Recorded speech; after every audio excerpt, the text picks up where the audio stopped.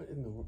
Oh, hey, shiny crafty people. Tim Totten here, and welcome back to the channel. You know, I had such a fun time making the Christmas wreath out of pot holders, and you can look up top, it'll pop up there if you want to watch that video as well, that I decided to do something else with pot holders, and I found some really pretty ones at, again, the Dollar Tree, and I decided to make this cool, like, cozy for a glass container that I can put as a centerpiece in a table. And look how dimensional it looks. It's really kind of cool the way this whole thing kind of creates. This is only with 4 pot holders. If you had a bigger vessel, you could do much larger ones. But what I love about it is that, you know, depending on if you put flowers are in here, or maybe if you put some Christmas balls and lights, you can make a really festive centerpiece. So why don't you join me down at the cutting table and I'll show you what you need to do to get started. So for this project, we're gonna need some kind of a vessel. I'm gonna use this glass vessel because when I put the shape around it, I'm gonna put like some different things inside it. You can put water and then float a candle in it. I think I'm gonna put some ornaments in it and then run some lights up through it, so that'll be something different. You'll need at least 4 of your pot holders, and I'm using 4 of these because of the size they're going to go around. Now you might need more if you had a bigger container. I'm going to use a measuring tape to measure the circumference of that, so I can then split it out and figure how many to use. And then I'm going to need a piece of paper so that I can do all of those calculations. So the first thing we'll do is go ahead and get the circumference of our container here. And this one is right at 11 inches, or maybe a tiny bit less, like 10 3/4, it looks like 10 3/4. You'll see how that mark, in fact, I'll put it down below. Now the thing is, fabric will stretch a little bit, so depending on how tight you want this on here, you might want to go exactly 10 3/4, or you might want to go to the 11. I'm going to go ahead and just decide for the ease of the amount of how we're going to do this. I'm going to say that it's 11 inches around. So that means that this cylinder is 11 inches around. So I'm going to lay out 4 of these things.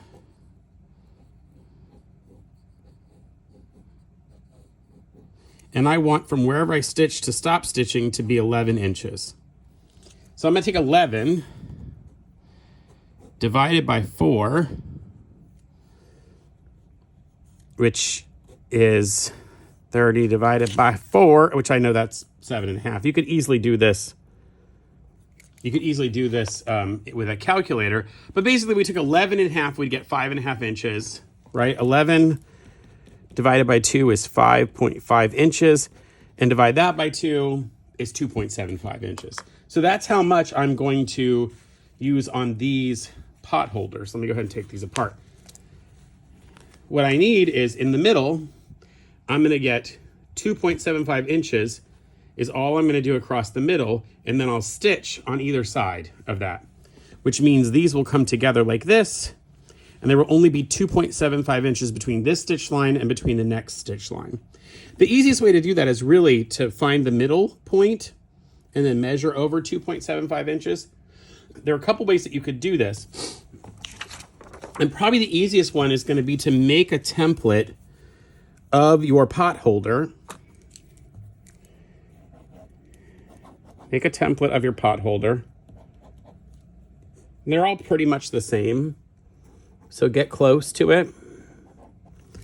And then I'm going to cut that out, and then I can measure. Let me do that first, and then I'll be right back. So now there's the template of my pot holder. I'm going to fold it in half like this. And now I need to measure a 2.75 inch across that point. And actually, it'll help if I just draw that center line in.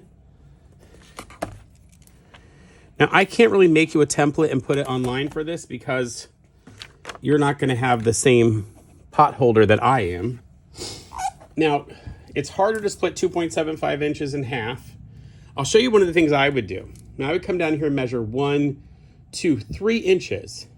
Now, 2.75 inches is right here at this line. And if you look from here to 3, it's 2 of these ticks. So in fact, if I put the mark at a 1/2 inch, I could then mark at this tick and at the first tick, and I would get that particular mark.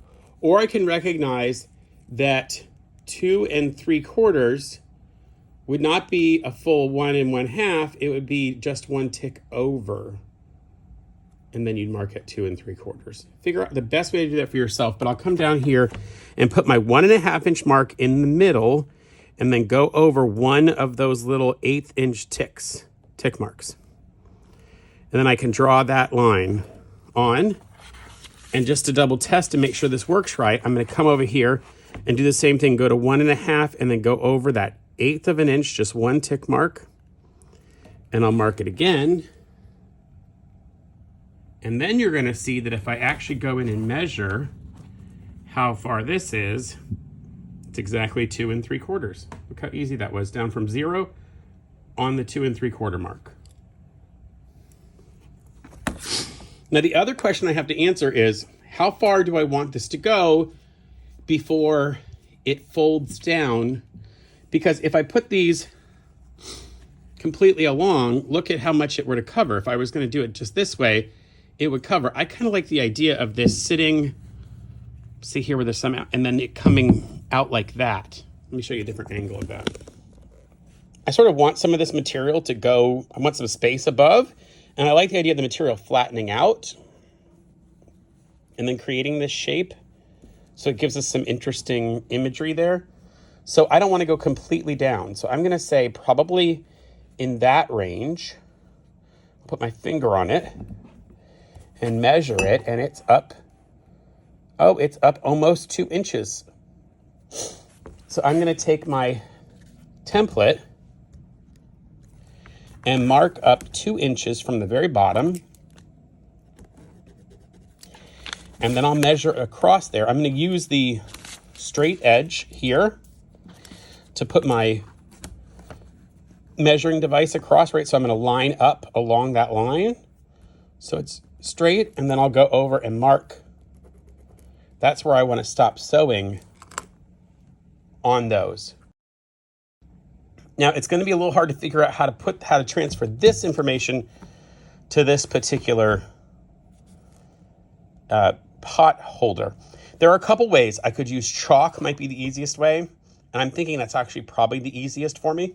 And what I'm planning to do is to really mark that well, right along there, and then I'm going to come along and cut out the shape of this. In fact, I will draw this completely across.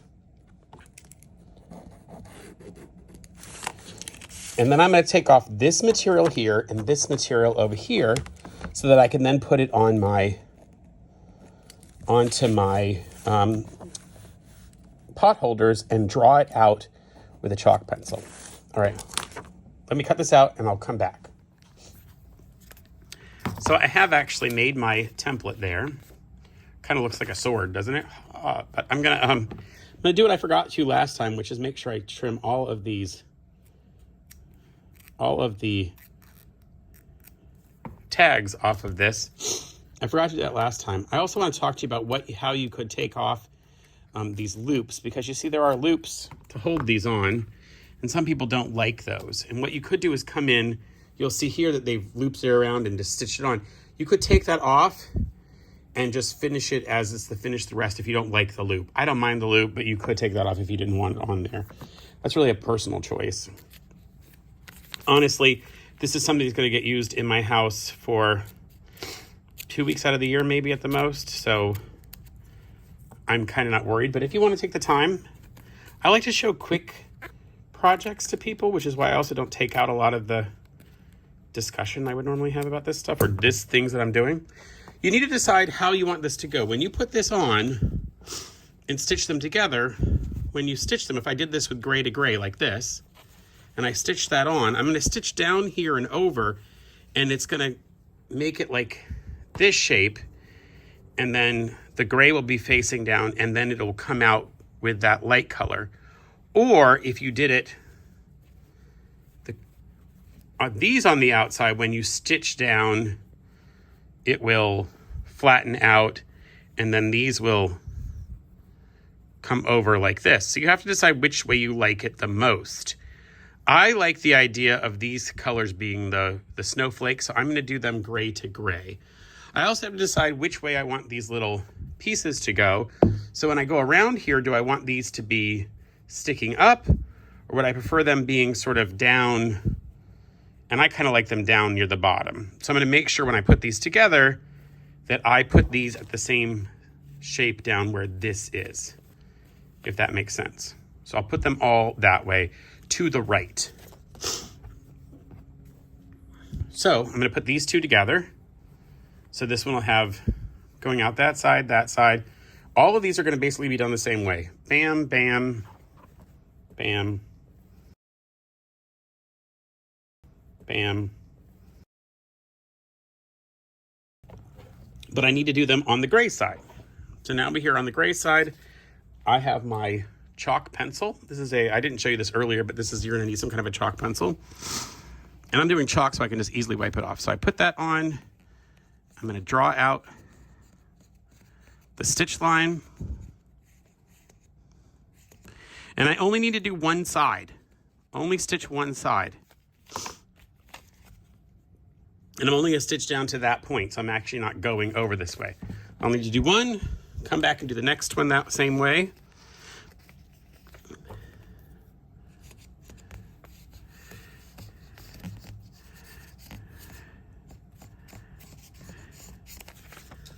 Okay, that one's done as well. Now, because you are gonna stitch on it, if you were using a certain color thread, you could just use that color of a pen and mark on it, but I want to be able to mark this off. Now, of course, white would not have shown up very well on here, so you'd have to use a different one. But they make all kinds of different chalks, so it's not a problem. This chalk pencil actually comes with a couple different colors.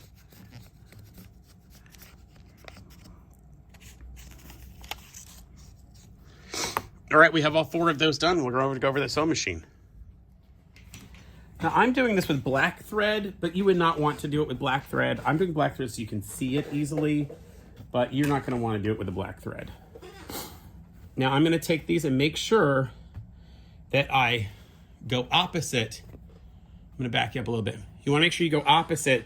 So if you have a loop on this side, you want to make sure the other loop goes on the other side when you sew them together. Remember, we're just sewing down to that point. We're not actually going to stitch off. So I'm going to lay them together. Now I'm going to back stitch at the top to make sure it really holds it in. And I'm actually cheating a little bit to the left side of this.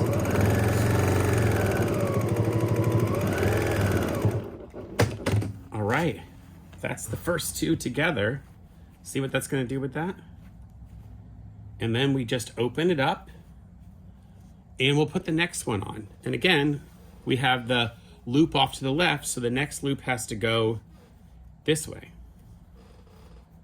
Put those together and stitch again.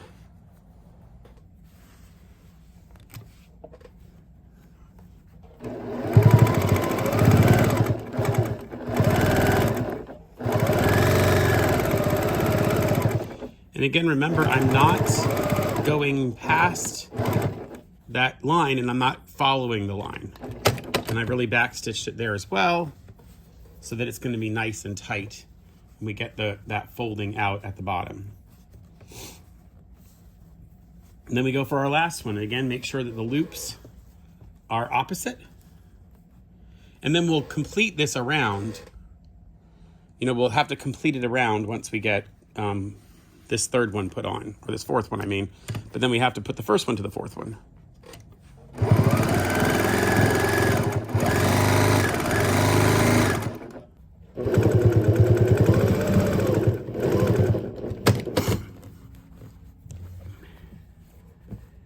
So then it's time for us to get these 2 together, and that'll be the 4 of them hooked together.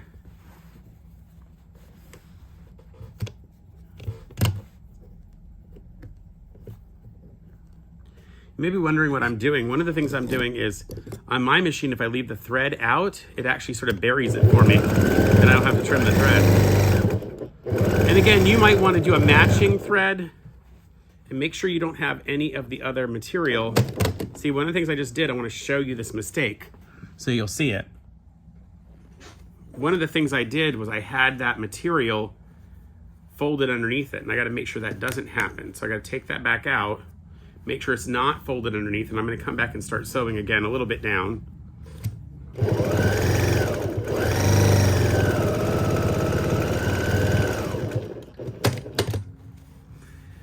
All right, let's see how it worked out. So here's what we've built, that 4-piece, right? And it actually goes to the very top, all hooks together, and at the bottom there's a little bit of a lip. There's space because we want that to flatten open. And if you really wanted to, you could come stitch around there to give it a more flat place to open if you felt like it needed to flip open. But what you also want to do is we're going to eventually hook these 2 pieces together like this all the way around. This is why you might want to use matching thread, because you can actually see the stitching up in here. It's not as obvious on this one, but we would want to use some matching thread. And when I hook this together, I will use some matching thread to hold that together. Let's first see though if this fits on our glass piece. So let's do that. And it's going to be a little tight, remember, because I measured it awfully close. So I'm going to pull it down over that.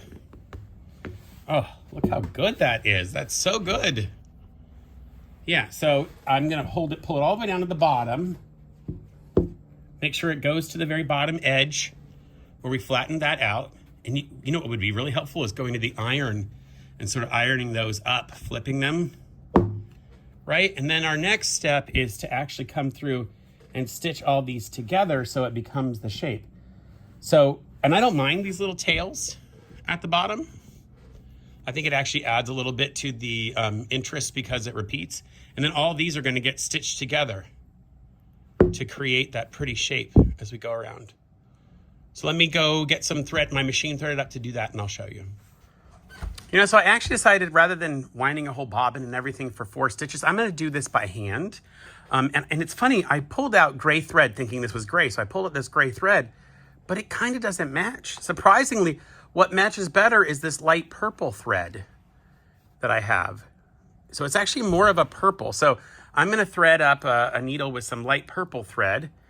And I'm going to tell you, it's funny. I was designing this idea based around what I found when I was making the last video, and I'll put it up in the thing above, for a sort of a wreath made out of potholders. I realized that I had found these really cute snowflake potholders, but I could only find 6 of them. And I thought, I can't make a thing out of 6 of those. I also can't see the hole in this needle. Yeah, I didn't get that in. I realized I didn't have enough, but I really liked them. And I thought, I'll find another project to make with them. I was either going to do that or just use them in my house. And then I realized that, you know, I need a little centerpiece for this one table in my house. And I realized this would be really cute for it. I'm trying to look past a camera and do this. It's actually really a lot harder than you might think. Yeah, I finally got that in. All right, so what I'm going to do with this is I'm going to just tack these. It doesn't really need to be anything super strong. You just want to tack them open so that you see that white fabric underneath, and it will look good. So that's super easy to do. And I don't care how pretty these look necessarily. I'm literally going to come in here and right at the point, just put a little bit of a catch in there, go back through, tie it in there, and then come back to the other side and do the same exact thing right up through the other side at the very, where it looks like the point. And then pull those 2 things together. Look at that. And if you want, you can just do a couple more of those just to hold them together. It's not meant to be, I mean, hopefully no one's really putting a lot of stress on this in your life, you know? It would be a little weird if they did. And then I like the idea of just coming back on the inside and tying off in the inside. You know, it wrapped around here. I'm actually gonna just pull the thread back through and tie it off a couple times and trim it. And that one's done. Not perfect, but it's held. There you go. And then just do that all the way around.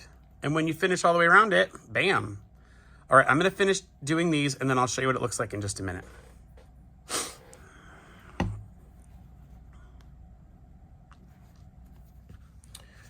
Well, here we are. Here's the finished piece. Look how cute that looks. And it kind of gets that fun shape going all around. The edges stick out that way. I'm gonna give you sort of a 360 view around it. And I love the way these little things pop out. And can you imagine with some Christmas balls in there and some lights, or maybe even a flower of some kind coming out of it? It's just an interesting look. I don't think most people would realize that those were pot holders in there. And I think it would make a very festive addition to your Christmas table. Maybe not with the green, but you could pick other fabrics pot holders that you wanted to use. So that has been this cute pot holder project. Only 2 pot holders this time. So I paid all of $2.50 plus tax at Dollar Tree. And I already had the glass container, but you could buy that as well. And it made a really cute sort of Christmas project or craft project to even go at different times of the year, depending upon the pot holder that you use. All right, I hope you enjoyed this video, that you'll try out this project, and that you'll like the video and also maybe subscribe to the channel. It really helps me see other people, get other people to see my channel. And until next time, stay crafty. Bye for now. All right, I don't have anything gray in my house, but I think it's gonna go on maybe the entry table.